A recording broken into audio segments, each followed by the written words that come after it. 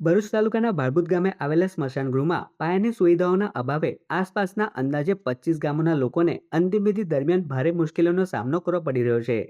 આશરે 50,000થી વધુ વસ્તી આ સ્મશાન ગૃહ પર નિર્ભર હોવા છતાં અહીં જરૂરી સુવિધાઓનો અભાવ જોવા મળતા સ્થાનિકોમાં અસંતોષની લાગણી વ્યાપી છે.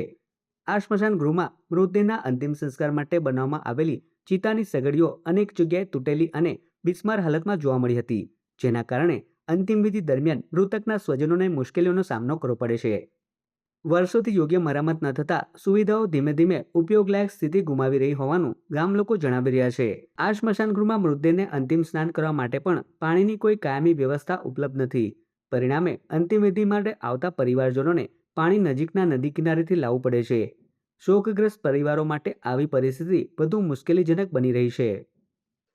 અમારા કાકીમાં નું અવસાન થયેલ, જેના કારણે આજે સ્મશાને આવવાનું થયેલ. તો સ્મશાનની એટલી બધી દયનીય હાલત છે કે જ્યાં ઊભું રહેતા પણ વિચાર કરવો પડે એવું છે.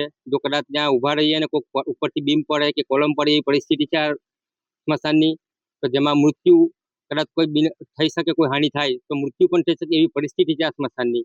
તો હું આ મીડિયાના માધ્યમથી દરેક આ નેતાઓને કે આ સરકારને જણાવવા માંગુ છું કે આનું વહેલી તકે નિરાકરણ કરો. આ અમારું સ્મશાન લગભગ 25 ગામોની વચ્ચે છે. લગભગ 50 થી 60 70,000ની વસ્તી અહીંયા સ્મશાનમાં આવે છે. તો હું આપ મીડિયાના માધ્યમથી જણાવું છું કે આ તાત્કાલિક આનું કોઈ નિરાકરણ આવે અને આને કંઈક સમારકામ કરાવે.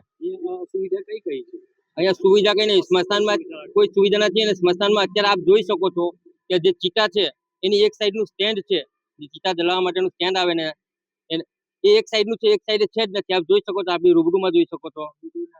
તો એક સાઈડે કઈ રીતના એને આપણે ચિતામાં બેસાડવું? પાણીની પણ વ્યવસ્થા નથી. મોટર પણ છે તે હાલ બગડેલી હાલતમાં છે. નદીમાં જઈ શકાય એવું નથી. તો પાણી માટે ચિતાને કંઈક અભિષેક પાણી જે કરવું હોય તો કંઈ છે નહીં.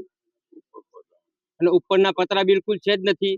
વરસાદ માતાજીની કૃપા છે કે વરસાદને જો અત્યારે વરસાદ પડ્યો હોત તો ચિતાને જલાવી જ બહુ મુસીબત પડી જાય.